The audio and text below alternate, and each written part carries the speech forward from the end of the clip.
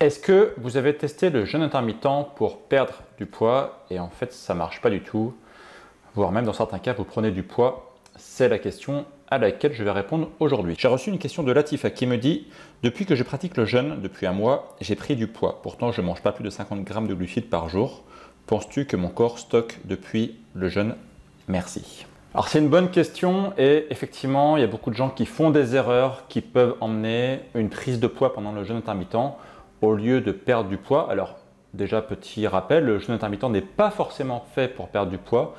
Ça peut néanmoins aider pour les gens dont l'objectif c'est la perte de poids, pour perdre de la masse grasse. Donc oui, je conseille le jeûne intermittent pour les gens qui veulent perdre du poids en parallèle bien sûr de l'alimentation paléo. Même si bien sûr, encore une fois, ce n'est pas fait que pour ça. Ça a plein de vertus intéressantes pour le corps, d'un point de vue digestif, d'un point de vue voilà, énergie, etc. Ce n'est pas le but de cette vidéo ici.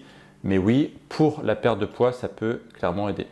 Dans cette vidéo, donc, je vais vous présenter 5 erreurs que vous pouvez faire si aujourd'hui vous mettez en pratique le jeûne intermittent et que ça ne marche pas chez vous. Vérifiez bien que vous ne faites pas ces erreurs. Et ces erreurs ne sont pas ici avec une liste exhaustive. Il y a d'autres erreurs possibles. C'est juste ici une présentation des erreurs les plus courantes. Le premier point hyper important, c'est de vérifier que vous faites bien un vrai jeûne intermittent. Parce que, je ne sais pas si vous savez, mais la question la plus courante, la plus demandée sur ma messagerie, c'est: voilà, je fais le jeûne intermittent et je consomme telle substance. Est-ce que c'est autorisé pendant le jeûne intermittent? Et il y a un truc que les gens ont du mal à comprendre, c'est que pendant le jeûne intermittent, on ne doit consommer aucune boisson calorique. Bien sûr, aucun aliment, ça va de soi, mais aucune boisson qui contient des calories. Et le fait est que les gens ont du mal avec cette notion-là, parce que je reçois des questions sur, voilà, est-ce que si je consomme je sais pas moi, de l'eau avec un citron pressé, et si je consomme de la whey après mon entraînement, etc. Est-ce que si je consomme de la créatine, bref, je reçois plein de questions sur est-ce que je peux consommer telle substance. En fait, si vous avez un doute, dites-vous que la seule chose que vous devriez consommer pendant le jeûne intermittent, c'est de l'eau, éventuellement du thé et de la tisane non sucrée, bien sûr, sans rien d'autre, et éventuellement du café. Vous allez voir que le café, on va en reparler un peu plus tard, ça fait partie potentiellement des erreurs possibles que certaines personnes font. Donc déjà, premier point hyper important, quand vous faites du jeûne intermittent, vérifiez bien que vous ne consommez pas de calories pendant votre jeûne, parce que sinon, clairement, ça ne marche pas. Vous n'êtes pas dans les clous. Vous allez avoir les effets négatifs sans les effets positifs. Le but pour la plupart des gens, c'est de ne pas sécréter d'insuline, c'est de mettre l'insuline au repos pour ne pas provoquer justement de sécrétion d'insuline qui peut provoquer avec le temps de la résistance à l'insuline. Et la résistance à l'insuline fait partie des problèmes fondamentaux qui expliquent la prise de poids chez beaucoup de personnes. Donc premier point très important, pendant vos 16 heures de jeûne, si vous faites le format 16-8 par exemple, vous ne devez pas consommer de calories, 0 calories. Et ça, c'est quelque chose que malheureusement beaucoup de personnes ont du mal à comprendre.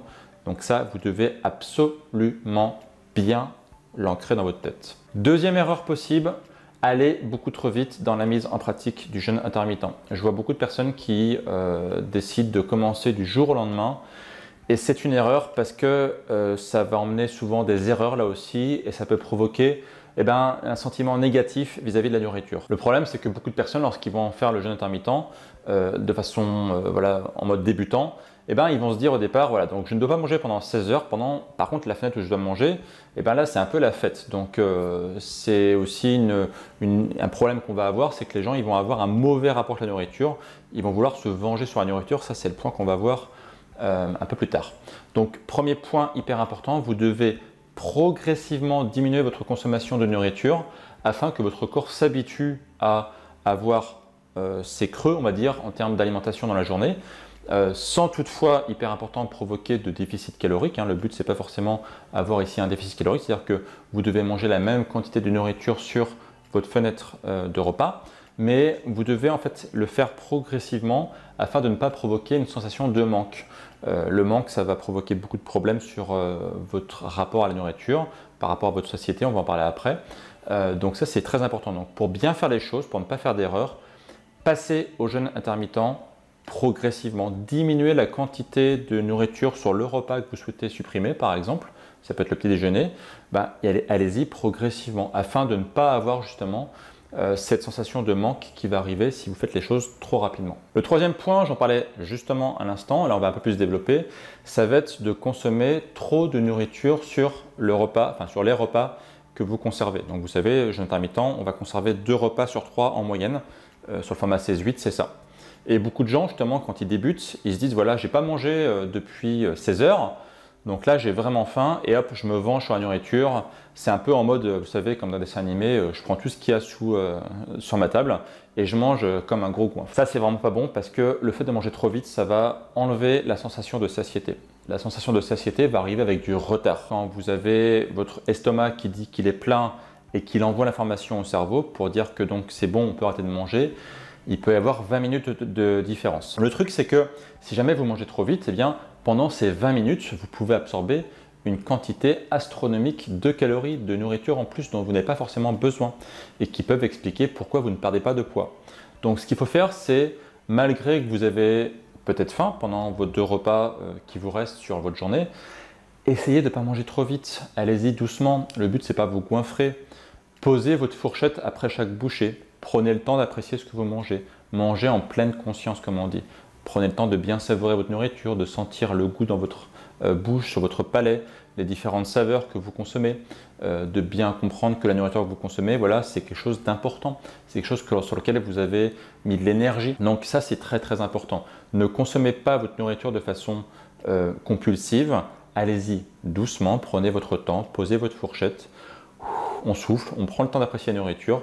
Et ça évitera de consommer des calories, de la nourriture dont on n'a pas besoin et qui peut faire prendre du poids si jamais justement ça arrive trop souvent parce que quand on fait le jeûne intermittent tous les jours, oui, toutes ces calories qu'on va ingurgiter dont on n'a pas besoin, et à la fin ça peut se transformer en graisse. Le point suivant, c'est concernant la consommation de café. Donc j'en parlais tout à l'heure.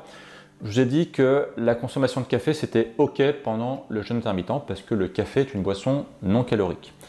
Le café est une boisson particulière qui a des effets positifs sur la santé lorsqu'il est consommé avec modération, par exemple 2 à 3 tasses par jour.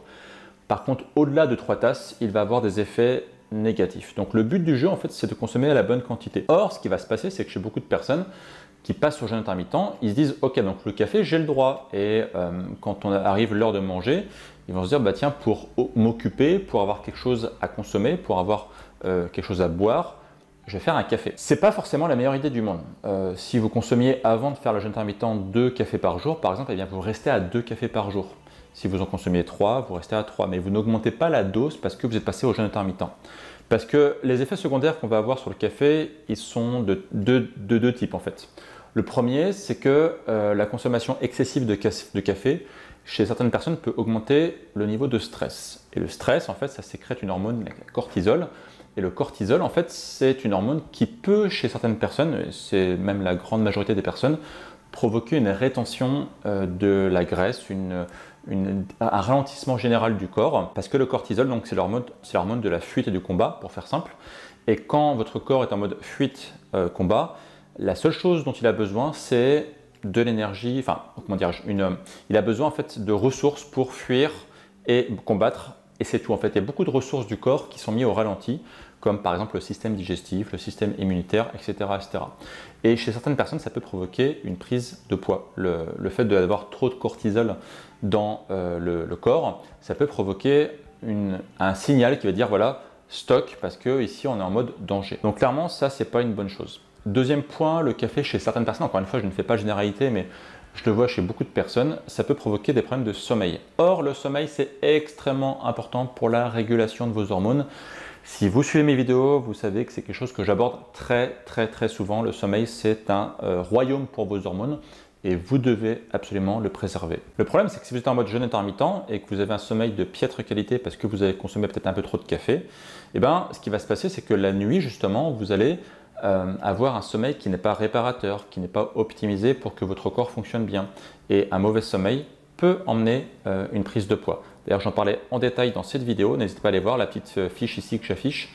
N'hésitez pas à aller voir cette vidéo qui vous expliquera pourquoi un sommeil de mauvaise qualité va forcément vous faire prendre du poids. Donc, vous voyez, en fait, ce n'est pas parce que vous avez un repas qui est sauté que automatiquement vous allez perdre du poids. C'est un peu plus complexe que ça.